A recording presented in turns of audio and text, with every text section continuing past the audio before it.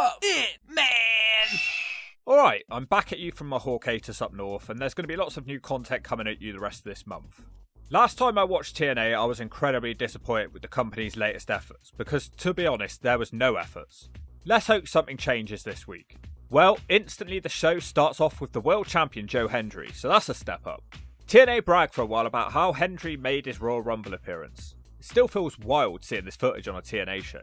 Joe is here to give us a concert. He basically just performs We Are the Champions by Queen. He moves on to do a comedy song about how crap the world is, but at least Joe Hendry won the belt. He has the whole crowd singing along in the palm of his ass. Then he laughs, saying this is the part of the song where somebody interrupts him, and just like that, Jake something interrupts him. Jake reveals that they're going to have a world title match next week. He asks Joe Hendry what he thinks, and he just smiles and keeps playing his guitar. Already better than last week's TNA efforts. In the back, Masha Slamovich talks about Cora Jade. She insults her lipstick or something. From NXT, it's Tyson Reeks. The opponent is Ace Austin and his horrible music. Tyson Reeks has the power advantage, but he seems a bit too slow for Ace Austin. Ace comes close with a few pins. Reeks eventually stops him with a nice pop-up power slam. I was also impressed with a spinning back elbow. This guy looks like when Ahmed Johnson went to WCW. His next pop-up slam is countered by Austin's dropkick. He can't land any nice moves himself, and he's squashed into the mat by a sloppy side slam. Reeks misses his big splash, and Austin beats him with the fold. What a basic match that was. Austin barely did a thing, but he won. The NXT guys tried to give Austin a beat down, but the little rascals run them off. Inevitably, it's going to be a 6-man at some point. In the back, Tessa Blanchard reveals she's not going to join a Battle Royal because all the other women would team up against her, but they all suck and she is better than them. The Battle Royal she's speaking about is going to be for a Knockouts world title shot, but first, a hype package for Mance Warner. His gimmick seems to be that he likes kissing his girlfriend. The commentary team say that Steph DeLander is not the digital media champion because she stole it. Back at ringside, I was surprised that TNA even had enough knockouts to fill a Battle Royal. Why does Cora Jade always look so miserable? Oh look, Jazz is back, and she has hair again now. She is currently the head of the NWA Women's Division. She's doing a good job by the look of it. Basically, nobody gets an entrance but her. She quickly drops Miss Piss on her face. The Elegance team hide on the outside. I honestly forgot that Tasha Steelz and Savannah Evans existed. The way Cora Jade talks, it reminds me of the sort of pretty airhead girl you see at the pub on most nights. She doesn't have to try in life, she just wants a line. But maybe that's her gimmick. Pierce eliminates Tasha Steelz. She tries to fight off the Spitfire team, but she's caught and thrown out of the ring. Come on TNA, give Dani Luna the push that she needs. Everyone starts crawling around under the ring in comedic fashion. Luna finds Ash and Heather and squats with happiness. Jodie Fret is also attached to them like a non-stop turd in the toilet. The Elegance manager saves Heather from elimination, but seconds later Luna just kicks her out and he can't save her this time. Tessa Blanchard is gorming out backstage. No, Ash eliminates Dani Luna. Why? Rosemary clotheslines the other Spitfire out. Ash wants to team up with the rest of the people and this comedy spot goes on for a bit. She's just having a good old time in there. Rosemary and Ash work together to get Jazz out. The crowd are very unhappy about this. Xia Brookside gets out Rosemary and Ash, so we're down to 2. Surprised to see Savannah Evans is in the final 2. Tessa Blanchard's chin almost makes its own entry into this match. They fight on the apron for a while, and surprisingly, Savannah Evans wins with a headbutt. That's a very strange choice from TNA. This woman has the size, but I don't see much marketability about her. She's quite bland.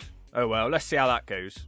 The arena now darkens as Eric Young stumbles out. He turned on Josh Alexander last week, and he's now doing his 50th TNA faction. Eric thinks the Northern Armory runs TNA Wrestling. He criticises Josh Alexander for wanting to abandon TNA, leaving these 2 talented young guys on their own. He says Canadians like Bobby Roode, Gail Kim and Petey Williams have been running the company for years. He has given so much of his life up for TNA, and this makes him the one that knocks. His rant is interrupted by Steve McLinn. He's upset Eric Young and he doesn't grin. EY turned his back on their little friendship. He's nervous because he told Eric Young with dirty secrets and now he's worried that EY will tell people. He hates the Northern Armory and won't be friends with Eric as long as he's friends with them. Josh the Walking Weapon Alexander is walking to the ring. Josh points out that Eric hasn't eliminated him from TNA yet. His final wish is to have one last match in TNA against Eric Young. I think that'll be next week, and it sounds like next week's show will be a better one. Sammy Callahan storms around in the back like a bull in a china shop. He asks Kazarian where Mance Warner is. Kaz says he's never heard of him. He tells Santino Marella to sort out the unsafe working environment. Neither man was seen for the rest of the show. Here comes the Slapnut system. Apparently JDC was back in NXT being Fandango. This is going to be a 6-man tag against the boy from Bradford and the Hardy Boys. I don't think the Hardys would want to change their team name to the Bradford Boys. The crowd is still chanting delete with everything that Matt does. Eddie gets a slapnut stomp down in the corner. He also eats a poetry emotion which causes the match to break down. Slater joins in with a poetry emotion. This leads to Slater getting a moose powerbomb on the ring apron, but he's still able to beat the ref's count. It doesn't get any easier for him though, with the slapnut systems double teaming him. He's hit with a blue thunder bomb, a senton by Moose and a leg drop by JDC. He survives all of that and reverses a suplex into a 2 count. He gets another 2 off a kick and he finally tags Nero Hardy. Hardy hits the system with all his signature moves, but he can't get the JOB done. Slater hits a big crossbody on the system and he starts going nuts, kicking everybody down. The Hardys hit some pretty safe dives off the apron. Slater starts going nuts and bouncing everywhere and he eventually dives over the corner pole to the outside. Hardy Boys hit the plot twist on Moose and Jeff considers a swanton bomb, but instead he wants Leon Slater to dive. He hits a swanton 450 and Jeff hits another swanton bomb for the 3. Jeff doesn't even have anything to complain about here because he told Slater to do it. Man, not a good month for the X Division champion Moose. He's taken a pin 2 weeks in a row. Whose cereal did he piss in? An argument is taking place in the back as 2 jobbers with man buns. Mustafa Ali tells them to stop yelling and thinks instead of being good hands, they could be great hands. Not sure what he could possibly be basing that off of. Tasha Steelz is crying. Mustafa tells her she doesn't deserve how she's been treated. He wants to form an alliance to stop the mistreatment. She leaves with him, so it seems like he's about to form a faction. Mustafa Steel Hands. Mid Cardona out now. He's going to be taking on Mike Santana.